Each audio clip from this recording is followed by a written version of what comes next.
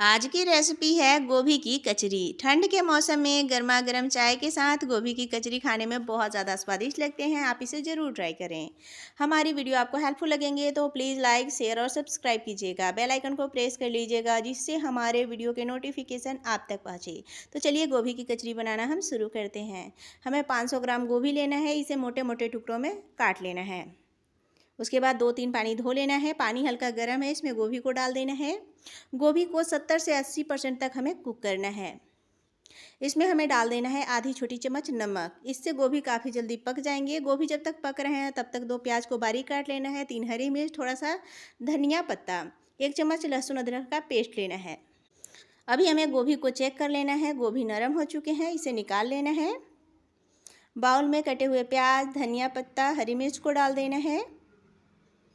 इसमें हमें डालना है लहसुन अदरक का पेस्ट, आधी छोटी चम्मच जीरा पाउडर, आधी छोटी चम्मच हल्दी पाउडर, 1 छोटी चम्मच धनिया पाउडर, आधी छोटी चम्मच गरम मसाला पाउडर, थोड़ा सा चिली फ्लेक्स।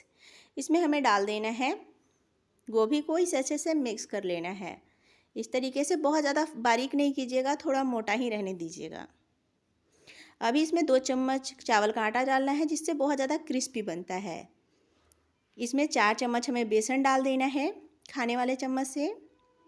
स्वाद अनुसार नमक, आधी छोटी चम्मच कश्मीरी लाल मिर्च पाउडर, आधी छोटी चम्मच अजवाइन डालना है। इससे स्वाद भी बढ़ जाता है और पाचन के लिए भी बढ़िया है। अभी इन सबको हमें मिक्स कर लेना है।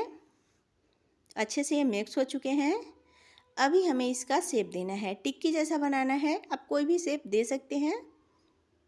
मैं इस तरीके से बना रही हूँ, देख सकते हैं।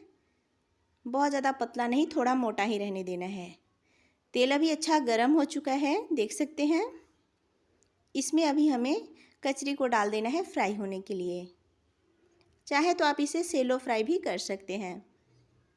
थोड़ी देर बाद हमें इसे पलटना है।